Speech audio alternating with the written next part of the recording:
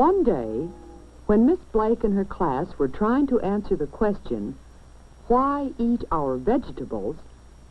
she decided to read them a story. It was an adventure story about a family. Once there were two children, Bobby and Cynthia Jorgenson. They were children who enjoyed their meals, but they didn't much care for vegetables. Sometime later, on a vacation trip across the ocean, the Jorgenson family escaped from a shipwreck. All the people escaped in lifeboats. After many days at sea, the Jorgensons steered their lifeboat to a deserted island. Here, they would have to live for a while. The family had been lucky enough to save a few of the things they would need. They hadn't much. A few tools, and some cans of food, meat, powdered milk, and biscuits. The family believed that they had enough food to last them several months. And they did. Still, as the months passed, the Jorgensons did not feel well. What was the matter? They had enough food, meat, bread, and milk. But they had no vegetables. And without vegetables, the family did not feel healthy. But luckily, they were rescued.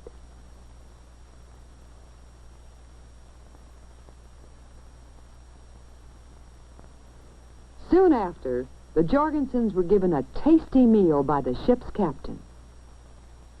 There was some meat, and best of all, plenty of vegetables. And the Jorgenson children found that the string beans and corn and tomatoes and lettuce had a wonderful taste.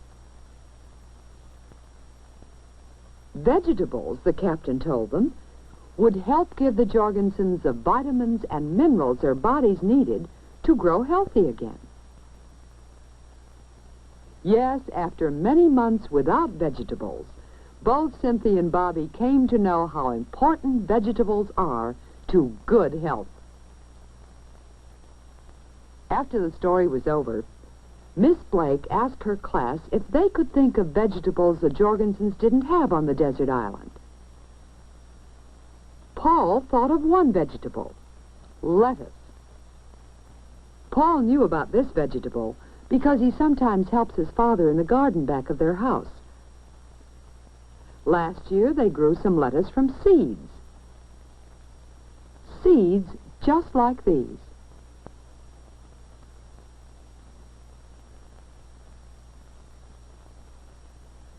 A few weeks after the seeds were planted, they had lettuce growing.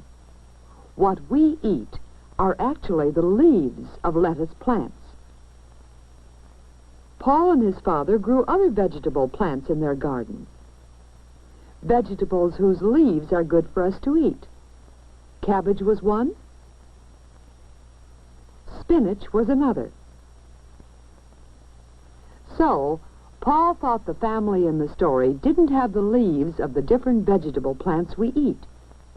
The leaves of such plants as cabbage, spinach, and lettuce.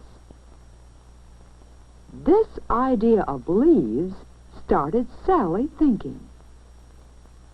She tried to picture in her mind the many, many vegetables she had seen in that roadside stand she had visited with her mother last summer.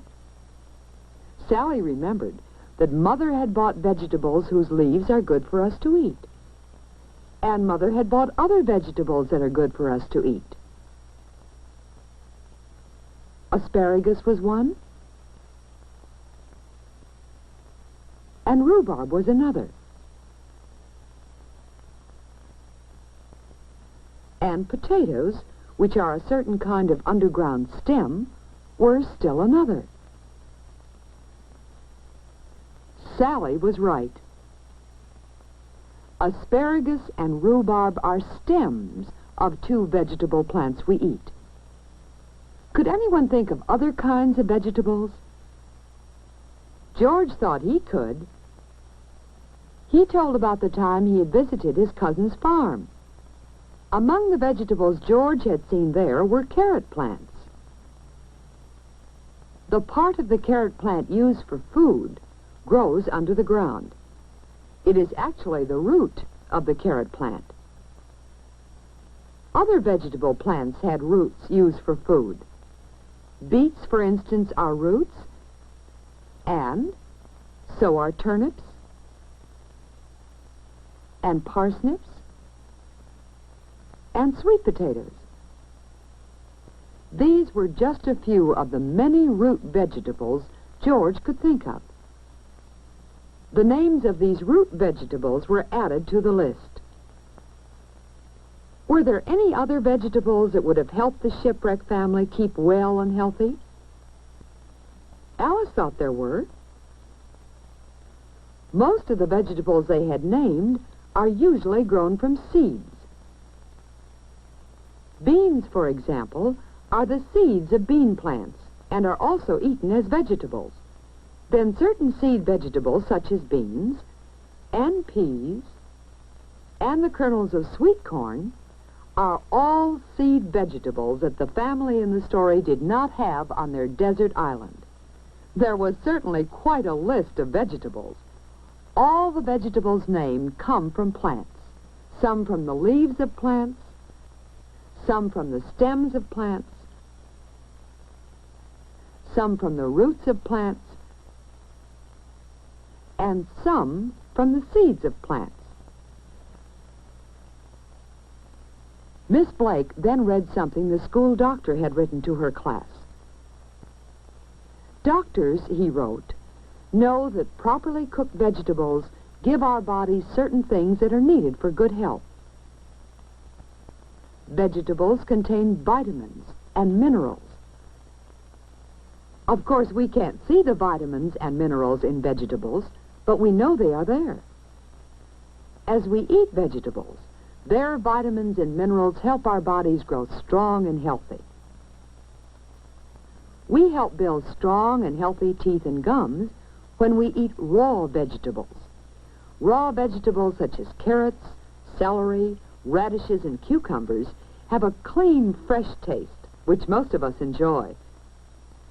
Because raw vegetables must be chewed well, our teeth and gums get the exercise that helps them stay healthy. When we remember how vegetables help our bodies, we can understand why doctors say that we should eat 1 serving of potatoes every day, 1 serving of a vegetable such as tomatoes, and at least 1 serving of a leafy green vegetable such as lettuce.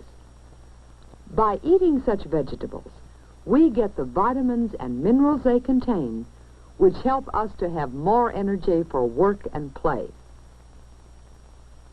They help us to be more energetic and happier in the things we do. Vitamins and minerals also help us to have stronger and better bones. These are some of the ways vitamins and minerals from vegetables help us stay healthy.